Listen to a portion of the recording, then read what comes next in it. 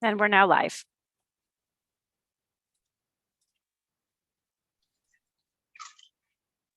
Good evening and welcome, everyone. This is the second virtual open house to discuss the Mohawk Lake District Plan. This meeting is starting now at 7 p.m. Both meetings, we had one this morning, are streamed live and recorded and can be watched on the City of Brantford's YouTube page. Welcome and thank you to those who are registered to speak today. And thank you to everyone who is watching on the live stream and those who submitted questions and comments in advance on the Let's Talk Brantford page. My name is Tara Tran and I'm a senior planner with the City of Brantford. I'm the project lead for the Mohawk Lake District Plan. With me is my colleague Ron Gasparetto, the manager of real estate for the City of Brantford. Also present today are Councillor Van Tilborg and Councillor Wall from Ward 5, who are here to listen in. Before we begin, I will outline some housekeeping to keep this meeting running smoothly. We ask that you turn on your mute and keep it on until you are invited to speak. We ask that you turn off your cameras and keep the camera off until you are speaking. We'll call upon those who with raised hands in the order that they were raised. There will be many opportunities in each part of the agenda for questions and comments, and you may speak at any of those times. We respectfully ask you keep your questions and comments brief, and we will reserve the right to intervene if you get off topic. To view the meeting agenda, please visit calendar.brantford.ca/meetings. Click on today's date. Minutes are being recorded and will be shared on this site as well. You may also view the YouTube recordings anytime after these meetings are finished. Both virtual open houses are the same agenda and presentations. Now for this, to go over the agenda for tonight. The purpose of this open house is to share information about the next steps to bring the Mohawk Lake District Plan to life. Over several years, many of you attended meetings and provided feedback and comments and questions. With your help, the city now has a vision for the Mohawk Lake District Plan. The vision is approved by council to move forward. So at this stage in the process, we are ready to proceed with making this vision a reality. Ron and I will share some background information on the Mohawk Lake District Plan and tell you more about the options for next steps. Next, Ron will introduce two community organizations who have an interest in relocating to the Mohawk Lake District. Each group will present information about themselves, and we'll have a question and answer following each presentation. The Aboriginal Health Center will present first, followed by the Lansdowne Children's Center. After that, Ron will share information about options that the city has to retain or sell various portions of the Mohawk Lake District lands.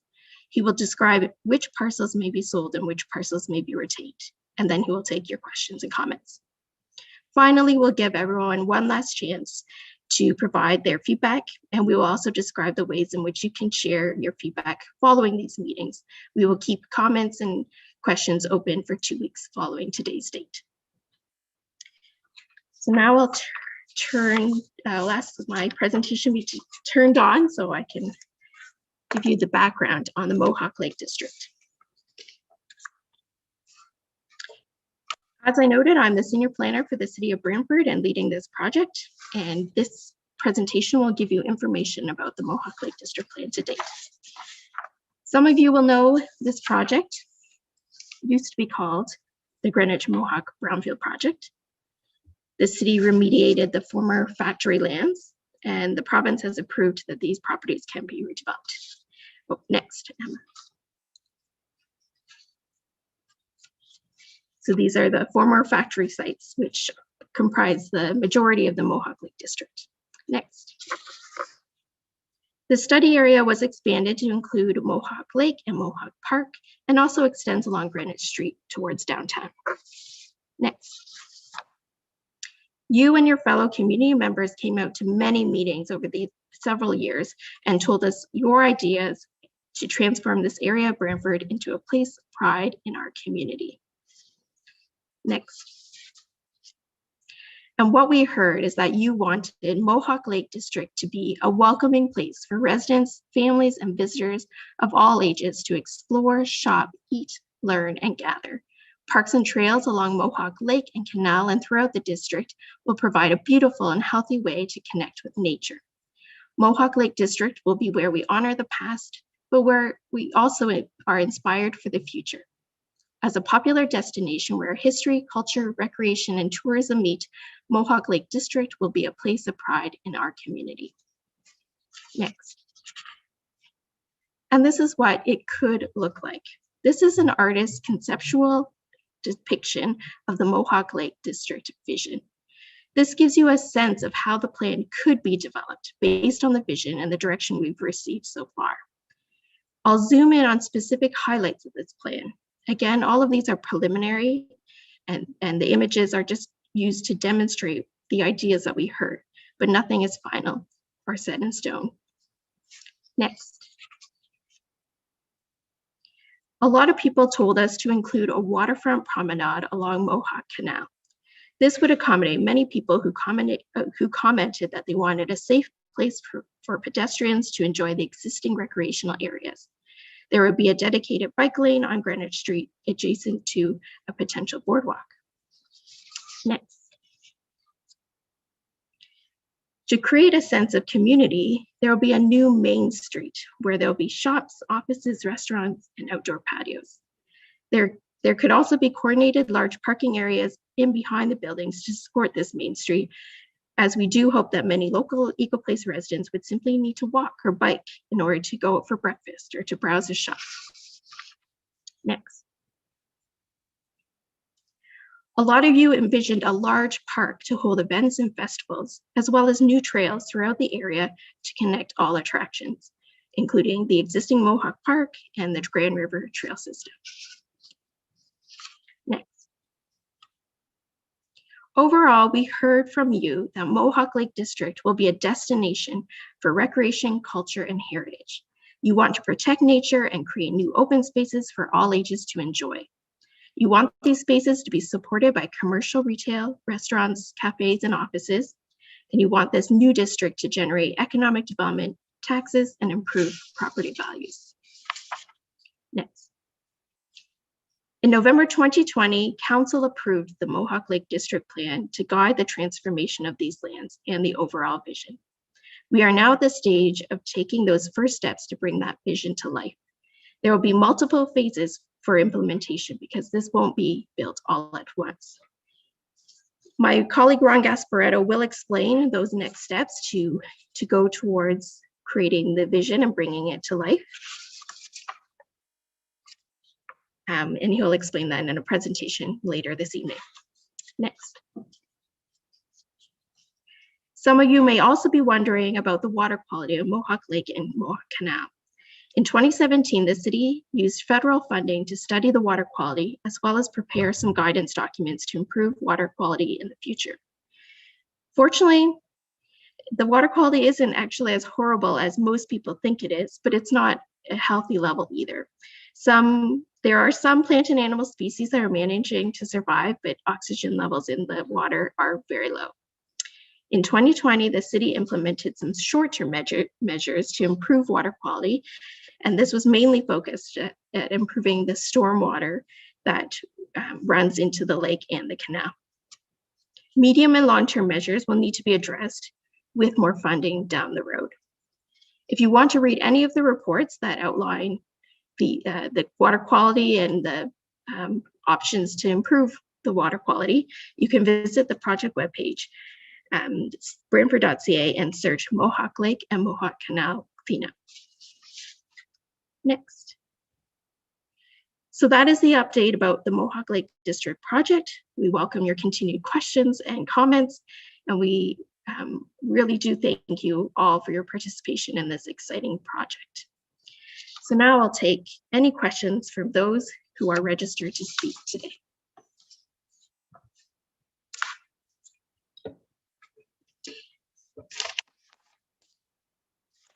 Seeing no raised hands just yet, we did have, as I mentioned, we did have many comments and questions submitted to us in advance using the Let's Talk Brantford site.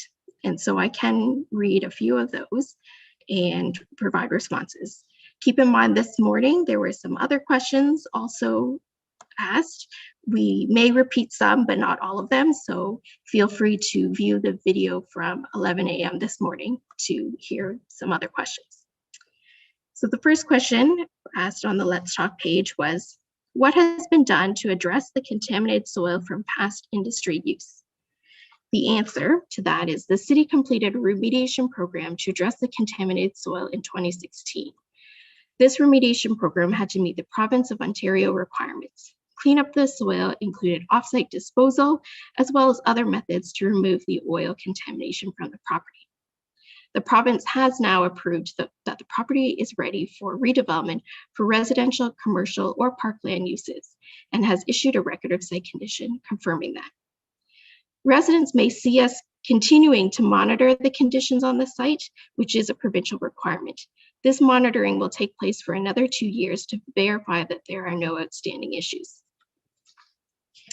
The second question we heard was, what is being done to protect nearby residents from noise and traffic from future events or festivals? The answer to that is the city will consider the impact to nearby residents when designing the large park for events or festivals. The park will be carefully designed to mitigate noise as much as possible. The existing noise bylaws will also limit how late events can take place. The design for the large park and the overall district plan will also consider potential high traffic from the large events and direct them appropriately to larger roads and thoroughfares. Adequate parking will be provided on site to accommodate large events. We understand that these issues and new issues may arise, and you may continue to express your concerns and ask questions. Please be aware at this time, no future funding for or plans have been secured for the large park, and it still requires council approval to move ahead with any specific design. So it is at least a few years away from being built. I'll just open the floor at one more time to any questions from our participants who are registered to speak. Okay, I don't see any raised hands, so we will move on to the next portion of our meeting. So I will turn this now over to Ron Gasparetto, who will speak to the expression of interest process. Please take it away, Ron. Thank you, Tara, for that. Hello, everybody. Good evening. Welcome to our Mohawk Lake public meeting tonight. I'm here to talk to you about the expression of interest process. An expression of interest is a process that's conducted to gauge interest either in property or, if you're selling something and without committing to anything.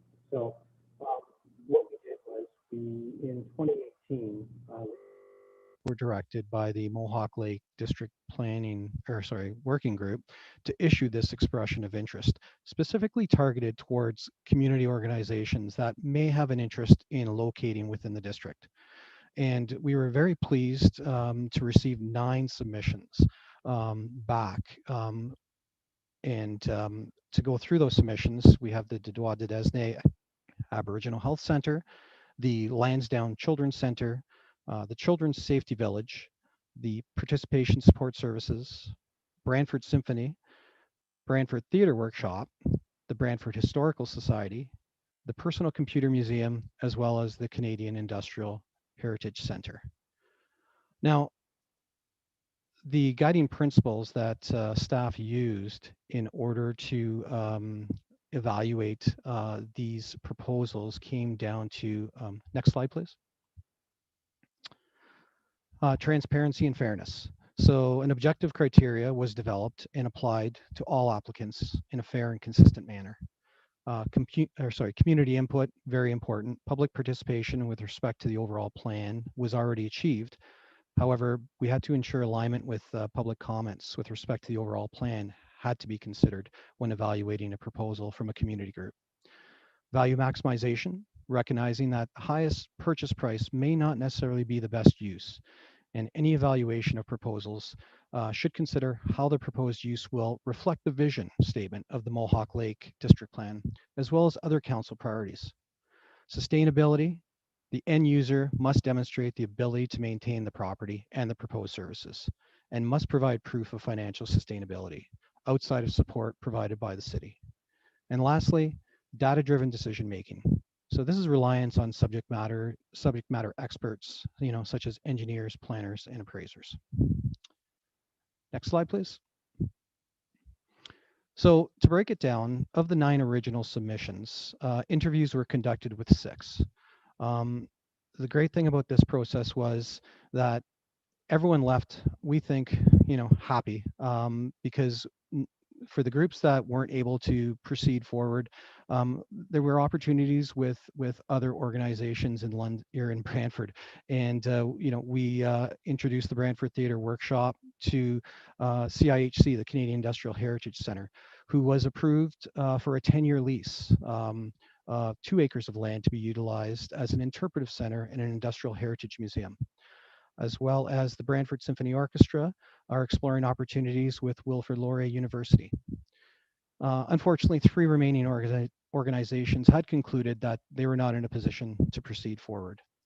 And the 2 remaining organizations, the Lansdowne Children's Centre and the Dedois de Desnay Aboriginal Health Centre, have remained committed to pursuing a potential new build in the district. Next slide. So our first presentation tonight is from the Dedois de Desnay Aboriginal Health Centre, and I'm very happy for them to be here. They've provided us a fantastic presentation that I think you'll enjoy. And presenting tonight will be Joanne Matina, Constance McKnight, Brian Smart, Pat Mandy, Monique Lavalelle, and Brian Porter. So take it away. Ani Bozu Tanzi, hello. My name is Constance McKnight. I'm the Chief Executive Officer of Dedois de Desnay Aboriginal Health Centre. We have a presentation that we're about to present. While it's loading, I would like to say that Dedois de Desnay is one of 10 Aboriginal Health Access Centres in Ontario, and our mandate is to provide primary care and community support programs to the urban Indigenous community. Please start the video.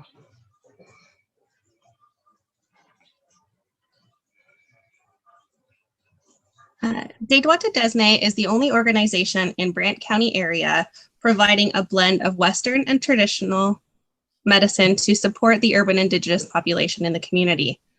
Our commitment is to connect people in Indigenous communities and local neighborhoods to support health and well-being by integrating resources that meet broader determinants of health for individuals and families. Dedois de Desnay has successfully provided culturally safe programs and services that are relationship-based, welcoming, and individual-directed since 1998. We provide primary care and health promotions programs that are well sought after and currently have wait lists. Dedois de Desnay Aboriginal Health Centre is the place of first choice and last hope for Indigenous people in Brant County. In 2014, the Board of Directors initiated a capital planning process for a new site in Brantford. In December 2014, the request for proposal was initiated for consultants to assist in the development of a ministry application and business case. The capital projects were officially launched on May 5th, 2015 in Brantford. Throughout 2015, we met with our community members to seek their input in the development of a new well-being center. They identified that it is important to have it to maintain the health of the community, and that they told us what they would like to see to continue to move forward. Many of the ideas shared focused on ensuring that the community has many opportunities to come together as a whole, enabling all members to share love and support with each other.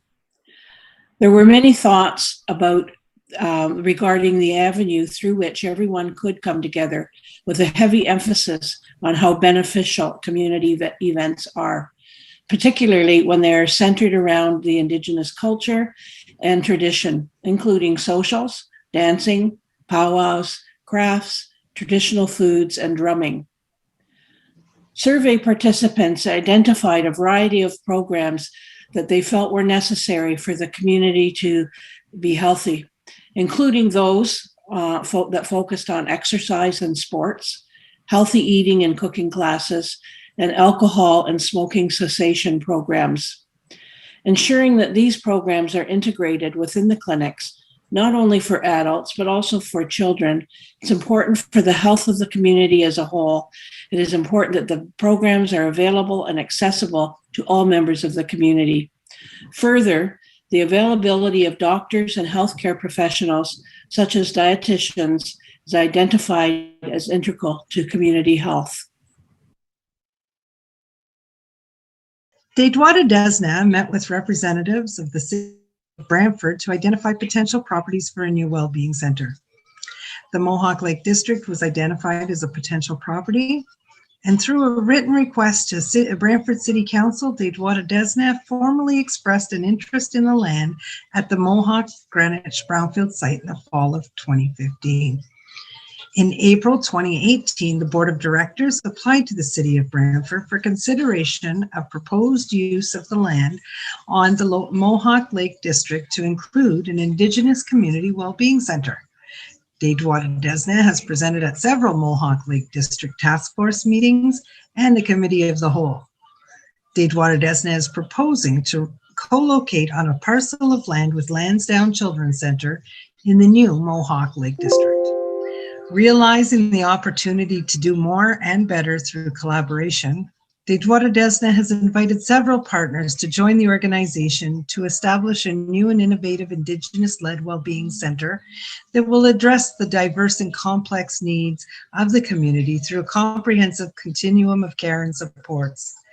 This wellbeing center will not only meet the Indigenous need, but local neighborhood need as well. The Wellbeing Center will provide high quality, culturally safe, inclusive, and accessible care and support to and within a community that needs it. The potential partnerships that we've been exploring include Indigenous housing in the range of 20 to 40 mixed residential units, Indigenous community programming and support offered through the Brantford Regional Indigenous Support Center, and youth education and employment opportunities through NAPAM. In addition, we are exploring opportunities to include pharmacy and other services impacting the social determinants of health of those being served by the Indigenous Wellbeing Center and the surrounding neighborhood. CATCHMENT is a multi-service Indigenous nonprofit charitable organization who's been serving Hamilton and Brantford. NAWASA's mission is to provide services and supports in safe space for Indigenous people across the life cycle that are rooted in our cultures and language. In Brantford, NAWASA offers the Canada Prenatal Nutrition Program and the Community Action Program for Children. Our facilitators work alongside elders and knowledge keepers to provide physical, mental, emotional, and cultural services. Our Canada Prenatal Nutrition Program supports Indigenous families prenatally and postnatally for the well-being of infants and their parents or caregivers. We provide breastfeeding supports, prenatal classes, and ensure that we're attending to the 4 fires of the physical, mental, spiritual, and emotional well-being of the family. Our Community Action Program for Children supports families with children up to the age of 6 with healthy child development activities and opportunities for land-based learning from an Indigenous worldview. We are hopeful that we will be able to provide licensed childcare in Brantford. NAWASA has been operating a land-based licensed childcare in Hamilton for over 20 years. NAWASA is the first organization in Canada to be recognized by Children's Lands for providing land-based education that acknowledges children as change makers and contributors to the well-being of Mother Earth and environmental sustainability.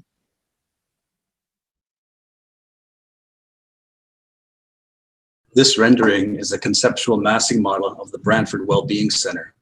Included in this design are space for healthcare, childcare, housing, and mixed commercial space. The center currently totals just under 97,000 square feet and will be a maximum of 4 stories in building height. The center has been conceived as a culturally safe one-stop shop for Indigenous peoples in Brantford and its outlying areas. It will become a model of reconciliation where Indigenous and non-Indigenous service providers can come together to provide a bundle of services focused on improving the social determinants of health and well-being for all people living in the Brantford communities. A consolidated site brings opportunities for integration and collaboration. This includes establishing a strong relationship between interior and exterior spaces to support cultural programming and special events. We leave you with the following quote from Justice Murray St. Clair. Reconciliation is about ensuring that everything we do today is aimed at that high standard of restoring balance in the relationship between Aboriginal and non-Aboriginal people.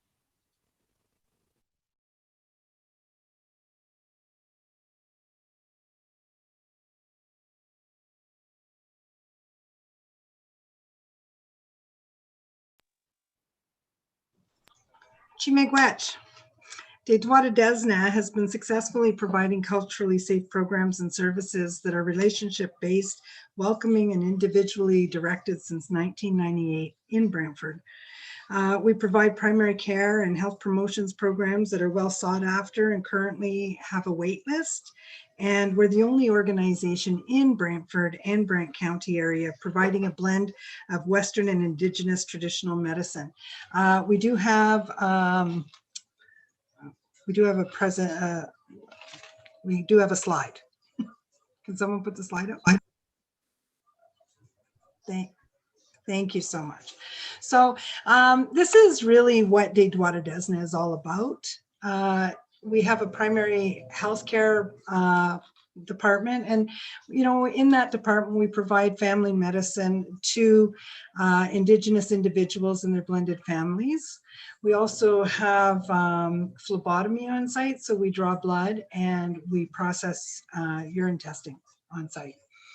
In the Healthy Living Department, the Healthy Living Department has a number of health promotions activities and diabetes education program and services.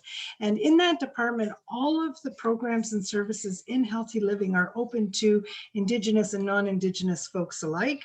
And I think that this will be a very positive experience for some of the residents in the neighborhood that haven't had access to some of these programs and services. What's interesting about our Healthy Living Department pre-COVID, not so much in the last year, is that we feed people at every turn, every time we have a program. So it really does help to support those who have food security issues. And then we have mental health and addictions programs. We have adult and children's mental health, and we have the addiction programs. I think it's really important to state that in terms of our addictions programs and our mental health programs, we are not a crisis service. So people actually have to be stable to access our services and supports. And the mental health and addictions department is open to Indigenous folks and their families. And then we have our cultural wellness and outreach programs. And that includes patient navigation, medical transportation, and traditional healing. A number of our traditional healing programs are also open to Indigenous and non-Indigenous folks. So that's Deitwada Desna in a nutshell. We do pride ourselves on being the first choice and last resort for urban Indigenous folks. So I'm open to any questions that anyone might have about our new project. Thank you, Constance, and thank you to your team for a presentation tonight. I will now open the floor to any questions from anyone who's registered to speak tonight. If you'd like to raise your hand, and you may turn your camera on and turn off your mute if you'd like to speak or ask a question. Seeing none, oh, I do have a raised hand. Right. Councilor Van Tilburg. Okay, I have a few questions. They've been asked within the community in the past, and they are also part of my questioning.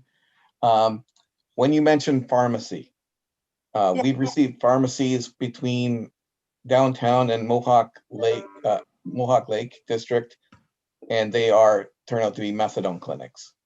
Would your pharmacy be distributing methadone? No. You? Okay, so basically, I just want to say that we have no interest in providing a safe injection site or any methadone services, particularly at that site. Not at this time and not in the future. Although we don't anticipate this changing, if it did, we would have to put those services in the high use areas of town. So I don't imagine that this area will be a high use area. We would likely go where folks need the services. Okay, thank you. I want to keep these things very clear. There's nothing wrong. It's good that the people know and know ahead and know where your positions are. Nobody's mistaken about what it is, because we do read these things, and these are services that we have within the city. So you have addictions counseling. Yes. Does the addictions counseling include the harm reduction services at all? Would it be in that location, such as needles, things like that? Although we believe in harm reduction, Yeah. we would not be having a needle exchange program at that site. Like I said, we would probably go to an area of town where the high users are. I don't know that would be the appropriate. And I think that's exactly the message the community needs to hear. Because what we're doing is, it looks like we're providing a lift up for everyone, including the community as a whole, because the construction and work and stuff that I've seen is quite amazing. And these other issues that I happen to brought up, they're very hard case issues, and it would be difficult to bring that into the community, or to have it as in, yes, we've always had that ability. We've just decided to bring it on at a later date and nobody knowing. So hearing clearly the service. Now, the other thing, if you wouldn't mind, because I'm not all that knowledgeable on native traditional healing and stuff. Some of the things that you mentioned, could you just go into a little detail on it so that the community could say, that sounds kind of cool? Okay, so traditional healing, in that program, we have a number of ceremonies. So we would have full moon ceremonies, or we would have sweat lodge ceremonies. We bring in elders who will be there to counsel folks, and occasionally, if available, we will bring in a traditional healer that might help folks with some of their physical issues or emotional or spiritual issues, and may prescribe traditional medicines such as a tea or that kind of thing to help with stress and anxiety. So it's a lot of fun in those programs. I think we learn a lot. There's a lot of, we do a number of crafts. We have a number of teachings, and the teachings and the groups that come together, it's really about breaking down social isolation, creating a sense of belonging in the community. It's a wonderful time when we can share some of our culture with the community. I know that a number of people are interested in traditional healing and they don't know where to start. Well, come to a program, take a medicine walk, with some of our elders, that kind of thing.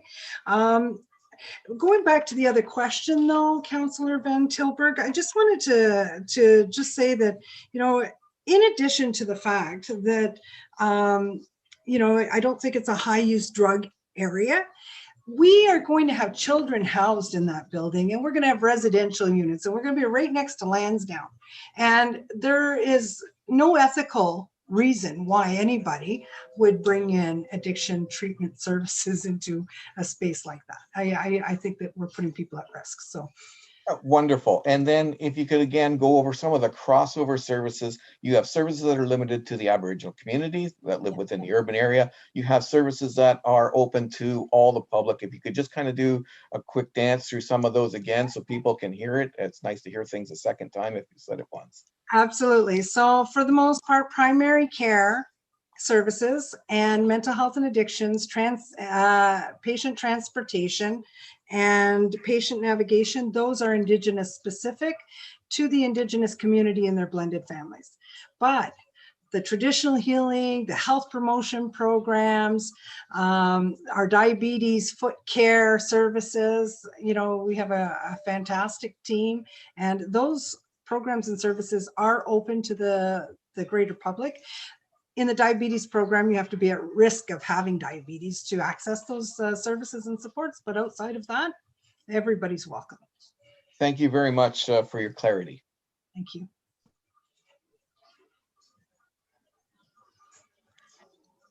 Thank you, Councillor Van Tilburg. I'll open it up again to anyone who's registered to speak tonight. If you would like to raise your hand and ask a question or make a comment, you're welcome to do so. Seeing none at this time, I will ask another question. We did receive many comments and questions on the Let's Talk Brantford page, and one of them was, what type of residential housing may be built? And I'll turn it over to Constance. Okay, thank you. Well, we are looking at mixed units from studio apartments to 3-bedroom units. We're not necessarily targeting, specific types of housing. I think that these are going to be just basic main housing. Like, it's not going to be supported housing or anything like that. These are just apartments that the Indigenous community recognizes are needed in the community for Indigenous and non-Indigenous folks alike. So it doesn't mean that because we're in an Indigenous organization in the Wellbeing Center that you have to be Indigenous to live there. Okay, so I hope that helps to clarify that. Yes, very good. That's very good clarification. I will also add that just in general, the Mohawk Lake District Plan, as approved by Council at this time, hasn't determined all the different types of housing or residential type development that could be there. But however, we do know that single detached housing is not on the table because of the limits of the record of site condition for the property. And I also would like to just remind the folks who are watching and the residents in the neighborhood that all of these new uses still have to go through a rezoning process, meaning that we have to rezone the lands to permit any new uses on the properties. And so there will be opportunities at that time for the city and these organizations to continue to work with the community to identify what types of uses ought to be permitted.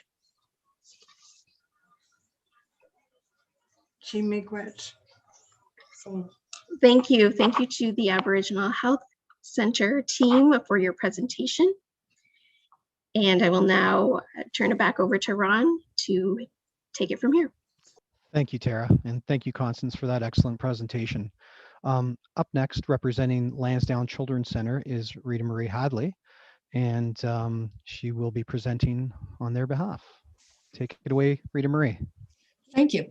And I would ask Emma to roll the video, please.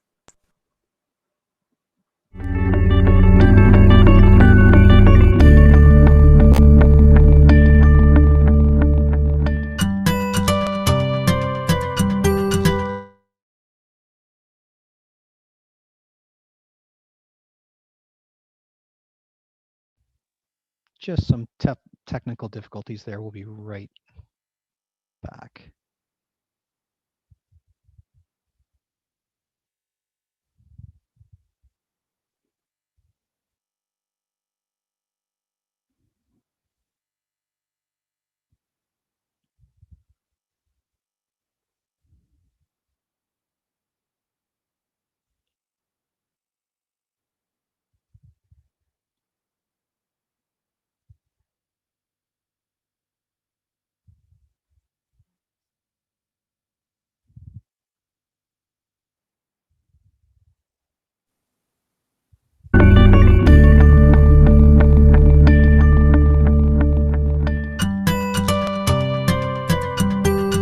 Words spoken to.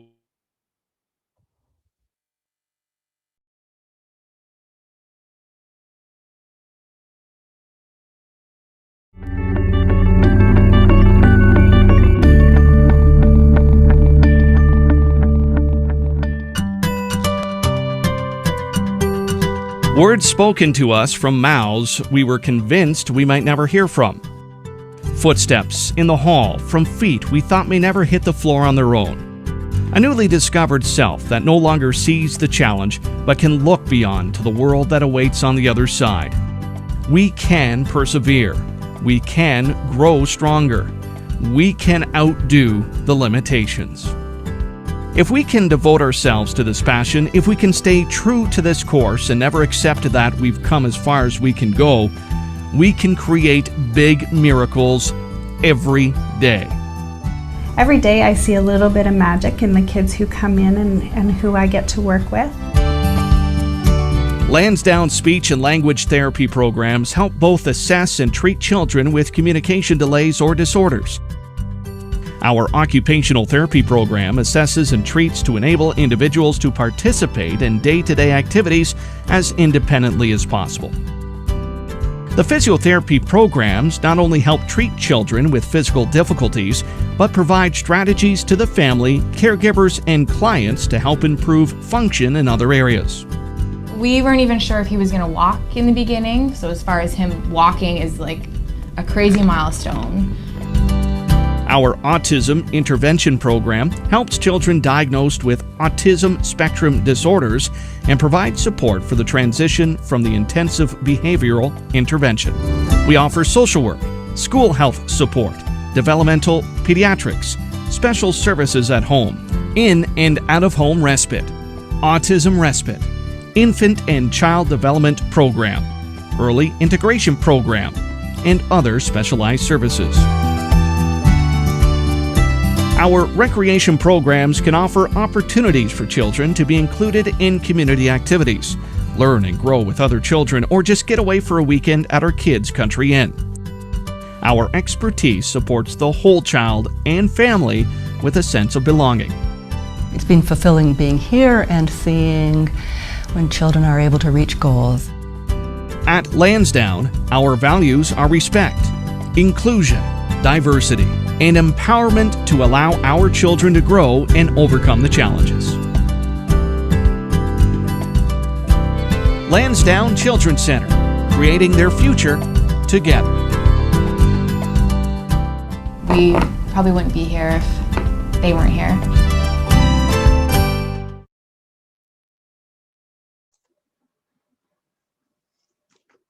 Thank you. I think seeing those faces gives you an idea of some of the Lansdowne lives. I'll introduce myself. I'm Rita Marie Hadley, the Executive Director of Lansdowne. I've been with this organization since 2006. I was born and raised here in Brantford. In fact, I grew up around the corner from Mohawk Park, the area we're talking about. So I am pleased to bring forward to you the proposal from Lansdowne Children's Center for how we envision supporting young people continuing to thrive. Next slide, please. So while you have seen some faces of Lansdowne, I should note that our clients' challenges or needs might be invisible. So if you've seen one Lansdowne child, you've seen one. And we have a range of opportunities to support young people to make sure that they can be their best. And the services as were described fit into the categories of rehab, respite, and recreation. Our 3 Rs are a broad range of services, but I really want to focus on the individuals and trace our reason for being.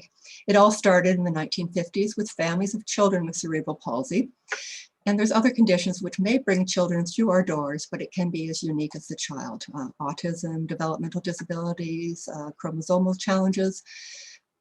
But the common point is we focus on the function. And our organization was incorporated as an ambulatory hospital. We fly under the radar. We're not so much an institutional organization, and we do not want to have stigma attached to our services, but we want to be here when families need us from birth through to leaving school. So what each child receives is as unique as their functional needs. Next slide, please. So Lansdowne really does change lives. You've seen some of those young people on the slides, and their families can attest to that change, as can our staff when they see the transformation.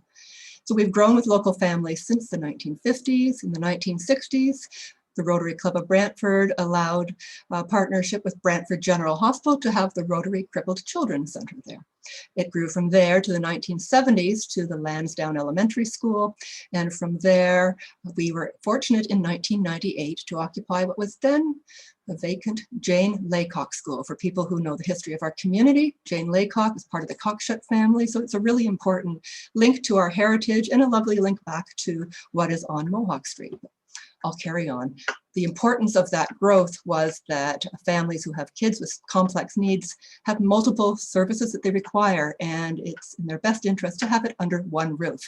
So we've been able to grow through these successive sites, And also during that time of growth, we've grown to include Haldimand and Norfolk as the populations that we serve. And we now have 4 sites in Haldimand and Norfolk with teams that allow services closer to home for those families. Our catchment area provides services for 6 nations of the Grand River and the Mississaugas of the Credit. Next slide, please. This total population that we serve is a catchment area of 250,000. And as well, the services can be a wide range, and we have staff that deliver those that include regulated health professionals. And in addition to our 250 staff, we also support learners. So we'll have medical students or residents here, as well as others who are doing post-secondary placements in becoming trained as a regulated health professional. So we have around 120 people staff-wise on site each day at this building. That's before you add in the clients. So the 1960s cinder block school that we're in is a lovely structure. However, it doesn't reflect today's accessibility standards. And with the growth that we've been able to achieve, the 57 people who were here when we first came in 1998, we've more than doubled those staff working on site. So 77 parking spots doesn't come anywhere near the at least 170 we need in order to provide proper services. So parking on street and on side streets without nearby crosswalks makes it very dangerous, and it's very concerning for us. So we would like to be able to grow, but we cannot build up based upon the current structure, and we're landlocked. Our 2.3 acres don't give us the capacity to grow out. And unfortunately, crowding delays services. So beyond the 3,000 kids that we serve each year, we have almost as many kids who are waiting for services. More than 2,000 kids who are waiting, between those who are waiting to be assessed and those who have been assessed and are waiting for services to start.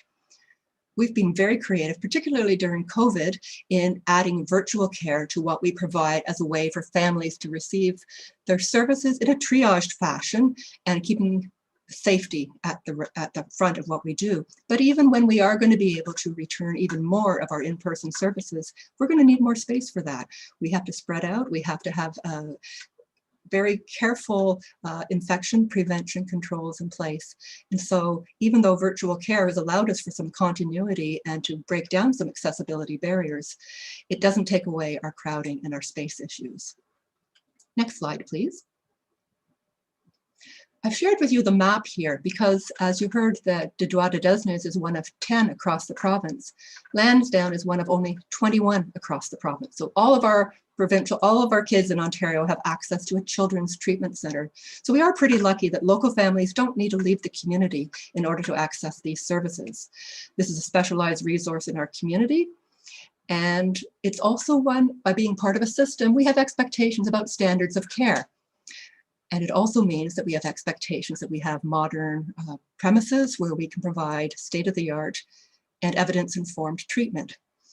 So we do have expectations similarly to the Ron Joyce Children's Health Center in Hamilton that opened in 2017, as well as the Children's Treatment Center in Oshawa that was funded by our government that is in the process of being developed. The Children's Treatment Center in Ottawa has recently been funded, and just yesterday in the provincial budget, the Chatham Children's Treatment Center was funded for a new building. Lansdowne and our catchment area is much larger than Chatham, so we're very concerned. We need to be moving forward, and so that's why we've partnered to see the best way to get this as a reality for our families as soon as possible. Kids can't wait. I would note as well, on the note of the Hamilton Children's Treatment Center, that it was in fact built on the site of the former Plastomet fire across the road from the Hamilton General Hospital. So we do have some track record of government support for building on a remediated and appropriate site, and we do have experts that can guide that kind of development. Next slide, please. So you have a layout here, and I'd like to speak to you as to why 66 Mohawk Street. You've heard why we can't build up where we're at right now. We have 25,000 square feet where we currently operate our main site. And with funding from the Ministry of Children, Community and Social Services, they funded us to evaluate, based upon the numbers we serve and the population growth, what is the real space we need, dependent upon the functions we have. What do our physiotherapists do? What kind of space do they need? And what's appropriate for pediatric rehab? And so together with the parking that we need and the space for, actually we need 4 times the square footage that we currently are forced to operate in. It's very hard to find another site that's appropriate in the sense that it must be accessible, it has to be in public transit, so on a bus route. So these 6.5 acres on 66 Mohawk Street, they let us plan for enough parking so families and staff arriving by car can safely park, and they can avoid the accessibility barrier of having to be in a parking structure, because that would also be added costs. So this is the right size for us. And although it is a former brownfield, our project engineers and the architects, they took the soil condition study from the environmental testing, and they took the record of site condition, as well as the certificates of property use that the city filed, in order to be able to understand how can we safely locate on this building. And because we had the same architects that build the Ron Joyce Children's Health Center in Hamilton, they're experienced in building on top of a remediated brownfield. And clearly it was one that the provincial government supported, because they have a lovely building there that allows children to receive their services. So the design elements that take into account both that remediated soil as well as the continuing operation of a shunt railway meant that the construction, which would be slab and no basement, takes into consideration that the building materials reflected as well as the processes. So that would reflect the environment and the vibrations that would come from other current use on the remainder of the property. And the fact that the property has been cleaned to the residential level does give us that assurances, because we take very seriously the health and safety of families we support, as well as our staff. Mohawk Lake District is a good site. It lets us be close to families in the neighborhood that we serve, in the downtown, in East Ward, and in Eagle Place. Being central to those priority neighborhoods also puts us slightly closer to Oswego families, slightly closer to St. George families, and only 1 minute longer to families in Paris. And it's important because we are, while we're proud to be situated in Brantford, we are a regional center. We care for a population throughout Brant, Haldimand, Norfolk, Six Nations, and the Mississaugas of the Credit. And facing on this property site towards Detroit de Desnay also expands our green space access, and our adjacent parking gives greater flexibility for high use time. So it's a really wise way to plan together to make use of every part of this property. Next slide, please. So closer up, you can see the first floor and the footprint that's around 40,000 square feet. This is part of a building that's envisioned to be 3 stories with a 4th floor shell. It's close to, very similar square footage to what Detroit de Desnay is planning for, almost 120,000 square feet. And the reason it is so big is because it consolidates some off-site leases that we have. It's a better business case to be able to consolidate, because it is space that we would have more control over and not be vulnerable around being unable to continue the services that we now operate in leased premises for very important programming, which includes overnight respite and an environment where we also are able to use a therapeutic pool. So the first floor footprint in itself is much bigger than our current building. It includes specialized medical clinics and treatment space that can be closed off after hours to support us opening it to the public and still keep it secure and appropriate. The site is a great one. It can accommodate a number of different building configurations. So it's a conceptual presentation here, but our commitment is consistent with those services will be offered regardless of how they are configured. It's an exciting addition to Eagle Place and the East Ward. We give some convenience for the clients who live in these families, but I do note we have geographic teams at Lansdowne. Our service providers are grouped into teams that know what are the schools, what are the amenities in neighborhoods, so we can really look on what are the natural supports to families where they live. And disability knows no postal code limits. We have our teams that cover our entire catchment area. We just feel this is a really nice opportunity to be located adjacent to neighborhoods that do make use of us. And I note that it leaves us just a few kilometers east of our current site. So it makes us marginally closer in some ways, only adding another kilometer in the direction of Paris and Simcoe. So access is important in many ways, but we have trouble being accessible when our building is too crowded and it's not safe. Next slide, please. So As mentioned, we see that this is an opportunity to enrich the community. It is the services that our families need. It's jobs that our families, our staff members who work in the community, and there would be employment creation in the construction timing. And we originated with community families, so it's important that our next phase is also embedded in meeting community needs. Next slide, please. We think this is a lovely gem, this concept of the building that reflects that footprint and drawn out. We see this as a solution to what has been a decade-long search for Lansdowne and planning new space. We've had a few attempts at other premises and other locations of working together with partners that have not yielded the results. And so we really do need to have a solution for this. And we need to have land in order to advance our government funded business case. So we are very committed to getting on with our work that will also require us to do some fundraising. Everyone benefits when kids can access high quality care so they can realize their potential. So a new Lansdowne facility would allow families requiring special care to receive it under one roof in better safety, and by having the right kind of space at the right time. They could have less waiting for services. So we are excited about this possibility and see it as a way of building Brantford, as Walter Gretzky would say, it's the best place to live and raise a child, but also to make it more accessible and a good livable community for all. I'm happy to answer any questions now.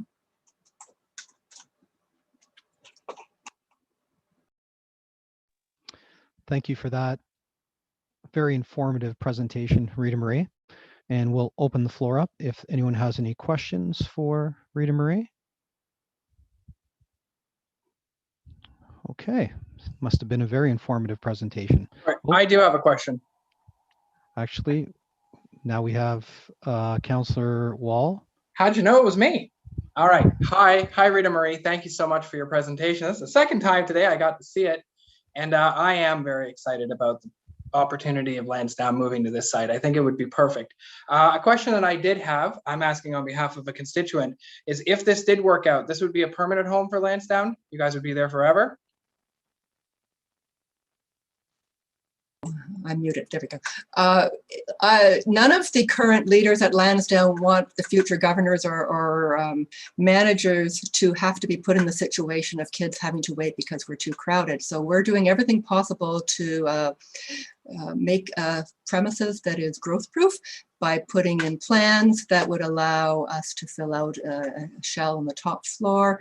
The beauty of having ample acreage that we could do parking on also allows us to give consideration to future growth. And so our model is one of holistic integrated teams of bringing people together. So we prefer not to be growing by being in other satellite sites, and we would like to be able to grow and stay at this premises. And then my next question, actually, perfect segue from what you just said. In the event that Lansdowne were to open up on the site and this were to be a permanent, do you think that it would have an impact on the other types of things that would flock to the site? And if so, have you thought much about that? Well, I would give as an example, when I go to the Ron Joyce Children's Health Center in Hamilton, they have taken a former industrial site where it had a horrible fire. They are surrounded by other institutional supports. They have restaurants, so families who are using services will frequent the businesses in the area. I think there's a lot of positive spin-offs. Our values are respect, inclusion, diversity, empowerment. The whole idea of inclusion is you want to be embedded and part of the community. So to have programming opportunities that would allow our clients, especially in teens when we're helping them develop some independence, to be supported by their staff, to be exploring their neighborhood. The pathways that are intended for the recreational uses on the greater Mohawk Lake District are so exciting. We put a high priority on recreation, on active living, and being able to do it in a safe way, and to be able to have that surrounding us, to have those parkways, the trails and the pathways, as well as businesses where they can work on their money skills, where the kids in our autism program can learn some of their budgeting and some of their adulting training. It's really quite exciting, the idea of how we could be integrated in the neighborhood and what's envisioned for this site. Thank you very much. You're welcome. Thank you, Councillor Wall. Up next, we have Patrick Rogerson. And hi, Rita Marie. This is a really close subject to my heart. I used to do a lot of accessibility presentations. Nothing specific that I'm going to ask in that area today. Councillor did ask a question already with respect to the space. So I just wanted to ask, do you foresee with your 10 to 20 year strategy for the new center that it will continue to meet the needs at that point in time, or is there a potential risk of outgrowing? Well, I'm really glad you asked that because my planner brain is really in overdrive about it. We did a projection of 5, 10, and 20 years from now. What are the population expectations? And looking at the City of Brantford, the County of Brant, Haldimand and Norfolk, and looking at the, I guess, subpopulations where there is higher growth. So we've used that in our submissions, and that is why it does seem startling that we need this much space compared to what we currently occupy. And that is why we also feel we have a very compelling case, because those were the basis for our projections, again, supported by our architects and engineers. Okay, and I do have a second follow-up question. How do you envision the local community helping to integrate with the center to provide support? I realize with a lot of centers, it's outbound as opposed to the community being an inbound support service. So is there a two-way component for the center to receive support from the Eagle Place community and the other local communities? I'm really glad you asked that, because what we do right now, we have a beautiful partnering relationship with the Parks and Recreation Department, and particularly in the Woodman Drive Community Center, we have a bit of a reverse integration mechanism where we provide some of the programming and invite in the neighborhood kids. And so the whole idea of inclusion means that we are able to invite the community in. And that was part of what I was mentioning, that the features that our architect built in would allow us to kind of lock off certain parts of the main floor so that we could be offering places for community involvement on site. And while there certainly would be families from the neighborhood who would be attending and find the convenience of being there, it also might be a way of opening the doors of using meeting space for a neighborhood meeting, of looking at what access is appropriate for use of the swimming pool, of the gymnasium, etc. So we see a lot of ways that it's very important to us as part of our values about inclusion, but that's also how young people feel and witness that they are part of the community is by that interaction. Excellent. Thank you very much. Thanks for your question.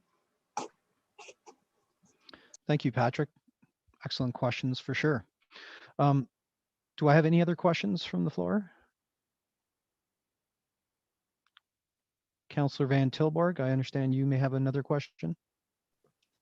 I do indeed.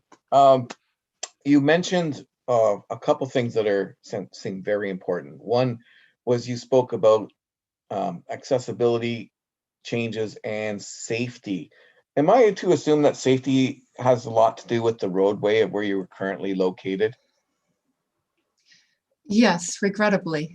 It's lovely that our community is growing, but the added traffic that we encounter and with the parking that's necessitated, again, we've been fortunate that the municipality did approve us having on-street parking, but that in itself doesn't cover all of our parking needs. So it's crossing the road to get to our building, and we're in the business of supporting people who live with disabilities. So it's not a safe proposition, and that's part of the concern. Right, and that area that you're moving into right now, it doesn't actually have any sidewalks or anything. I know people trying to walk to work really are skirting on the road, and it's quite dangerous. So when looking at the plan and we see that we have walkways being made, and then you're sharing the same concerns that the community have about traffic, a traffic increase, you're basically saying, yes, we're going to move in here. We share your concerns so that you can all work together with our staff to make sure that we have a very controlled traffic area in that zone.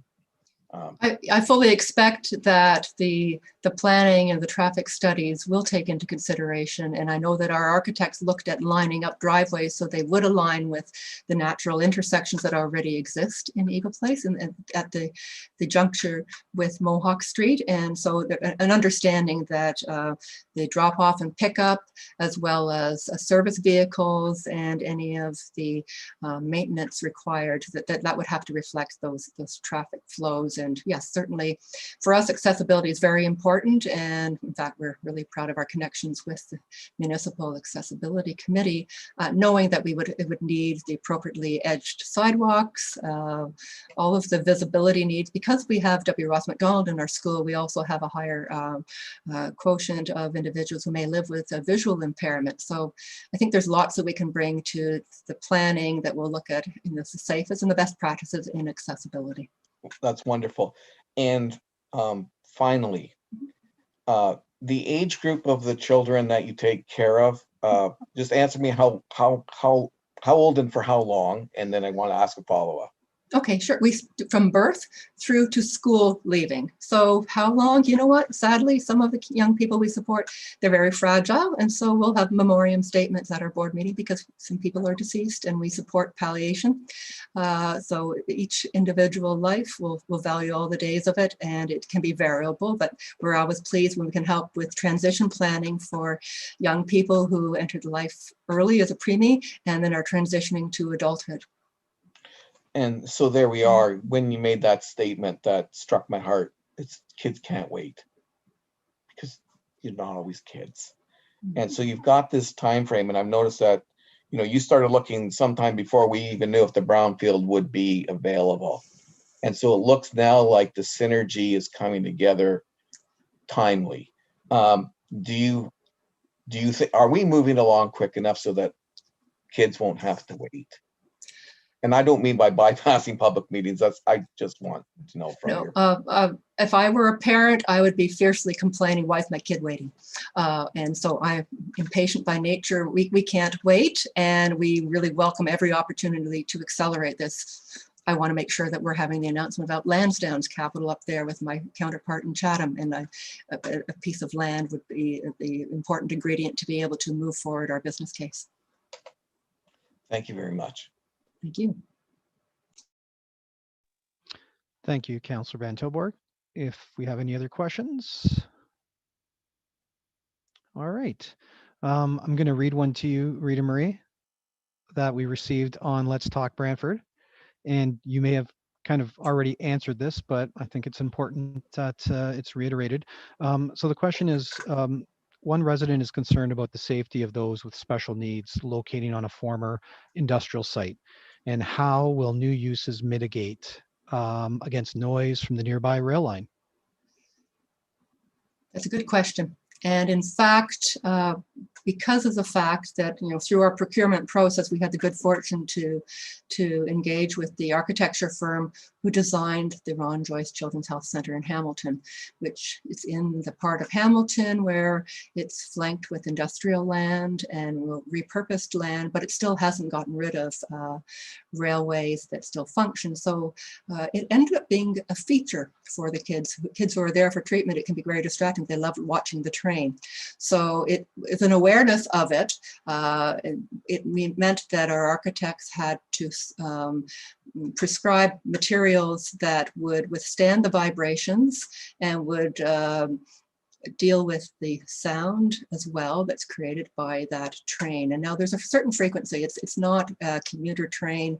It's one that has a defined use and is private in nature. So our kids won't be able to see it as often as the ones in Hamilton will, but we still know that it's not a greenfield. It's a brownfield with some other mixed use. And in terms of the very serious concerns about, is this safe soil? That's why we provided all the environmental assessments, all of the documents that the city had to submit to the province and the ministry to be issued the certificate of property use. We provided all of those to our architects so that their consultants, their engineers, and subspecialties could take into consideration what did the design need to do to keep it safe. And so, as putting a concrete slab to have non-permeation so that we wouldn't be using a basement means certain design concepts that we aren't having underground parking. And we are aware of, and it gives some comfort that because it was cleaned to the residential level and that Dedois de Desnes is planning residential services there, that there is confidence in that being something that is safely cleaned and will be monitored. Excellent. Thank you for that. And thank you for your excellent presentation. Thank you. Okay, so moving right along, next let's talk about the conceptual land use framework of the Mohawk Lake District. So what we're going to do is we'll take you through parcel by parcel, give you a brief description, and then we'll discuss a potential disposition or retention strategy. So next slide, please. So starting at the westerly part of the property, 2.55 acres approximately, the city is looking to retain these lands for use as mid-size outdoor gathering spaces. And what you could potentially see here are statues, wayfinding, furniture, and items like that, where people can gather and take a break from cycling or enjoy the green space. 9.2 acres of potential multi-story mixed-use buildings for wide range that include ground floor retail, office, health, and upper floor uses residential. Now, this is the parcel, the 6.5 acres of this is the parcel that we think has the most potential for development purposes. And so when we talk about disposition, these lands are basically the ones that we've identified as such. Next slide. We're developing a museum. There's currently the Canadian Military Heritage Museum located in the district, a fantastic museum with wonderful displays, and they've been there for a while. And just recently, as I previously stated, the Canadian Industrial Heritage Center has just signed a 10-year lease for a museum interpretive center type of use that they are looking to get up and going, as well as they are in talks, as I said, with the workshop, the Brantford Workshop Theater. 3.1 acres of transitional institutional. Now this is going to fall between the open space, the event space lands, as well as the institutional. And there's great potential here for these lands for Main Street, as you've seen in some Matera slides, promenades, and mixed use. That will give us a real, Main Street kind of feel for the district. Next slide. And of course, the 9.7 acres that make up the institutional uses that you've just heard the two presentations for. And that leaves us with the large, very large open space for events and planning, open space venues, those types of venues, I guess, that the city would be looking to attract in that area. Next slide, please. So in regards to the potential disposition of lands, I think our goal, I know our goal is to attract development within this district that will enhance and provide opportunities to create a place where people can work, live, and play. Next slide. So how do we do that? How do we not just sell to the highest bidder and forget about all of these great plans that we've made and that council has committed to, and our planning has done such a great work with the master plan. There's a couple of options available to us, and we think an expression of interest is going to be an excellent tool that we can utilize to make the best use of the site in terms of diversity and use and intensification. When we go with the EOI, we can structure it to advance the Mohawk Lake District goals and objectives, and ensure that the developers that are bidding on this property understand the importance of those objectives and district goals. So, and we're looking to contribute to the creation of a mixed-use area that is seamlessly integrated into the surrounding community. And throughout this process, the city will be able to identify a proponent with whom the city can negotiate and formalize a contract that will meet the city's objectives for these lands. So there's more to come on that. It's a very developing process, and we will be looking for public input on any future disposition and retention. Next slide. And with that, I will open the floor to any questions that we may have.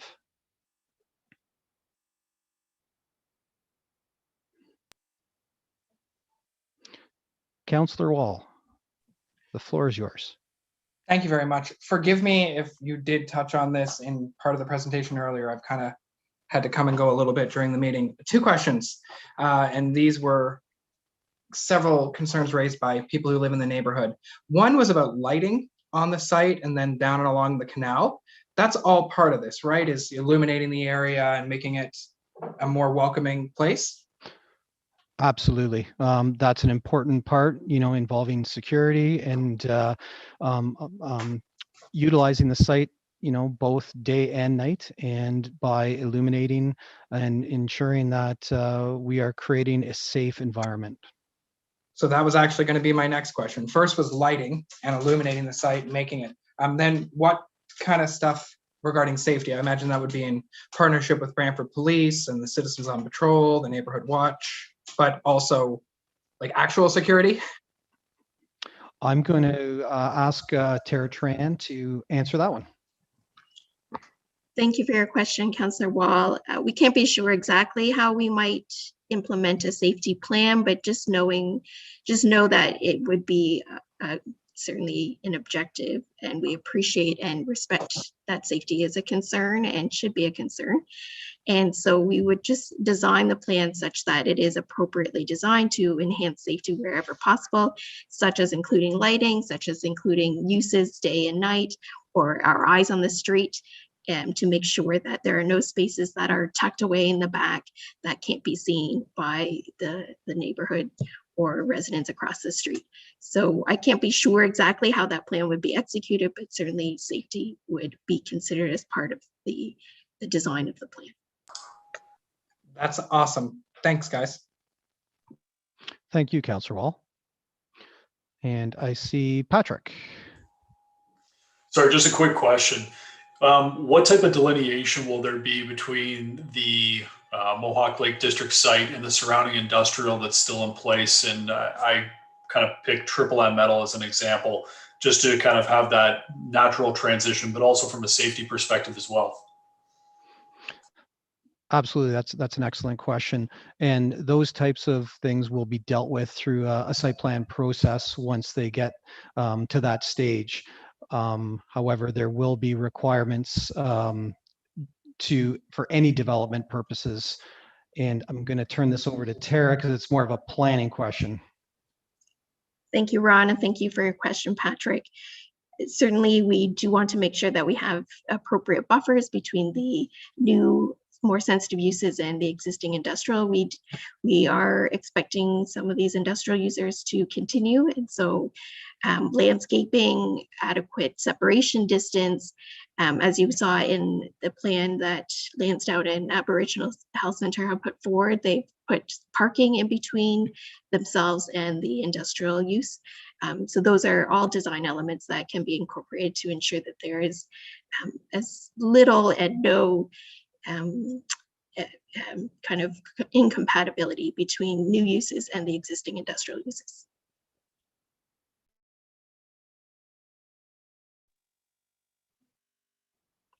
Okay.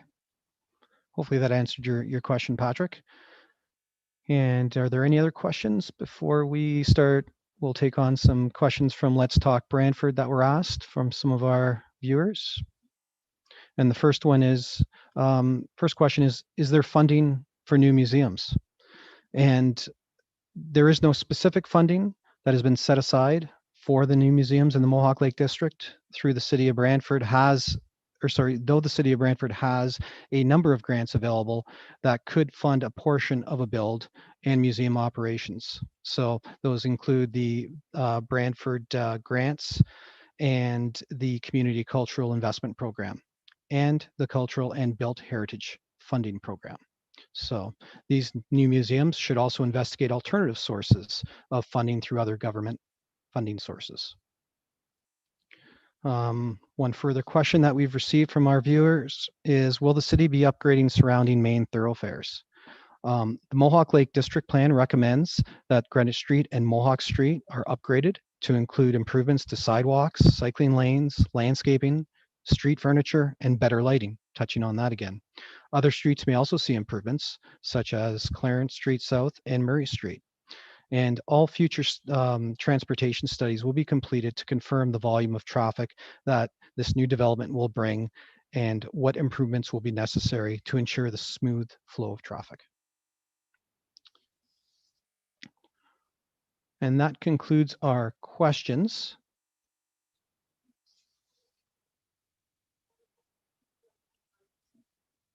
Oh, sorry, 1 second.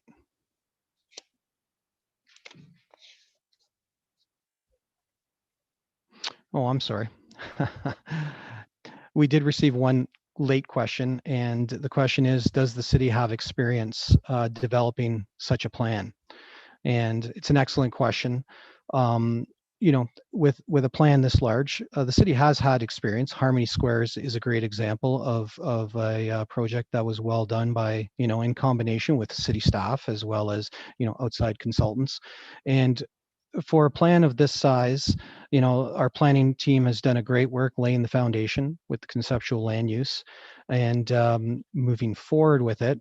You know, as always, we will rely on you know, professional advice, either through consultants, you know, be it architects or engineers. And obviously, if you know, people come forward that have experience in developing plans like that, always willing to you know, to have a listen and take advice.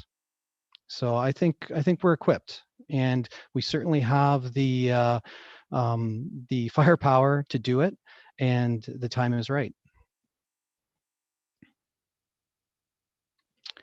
And concluding that, I will bring my co-host back, Tara Tran. Thank you, Ron. Thank you for the presentation and facilitating those questions. So we will open up the floor for questions and comments one more time on any of the topics we've heard tonight, if anyone has come up with something they hadn't already asked. Okay, seeing no hands raised, I will now notify everyone watching and here tonight that there is still another 2 weeks for you to submit your questions or comments to the city, and there are several ways to do so. You can use the letstalkbrantford.ca/MLD site to register some comments and see the questions and comments that were already there, and we will respond and provide answers to all of the comments and questions that are there currently. You may also phone in to the City of Brantford's number here and dial extension 5546.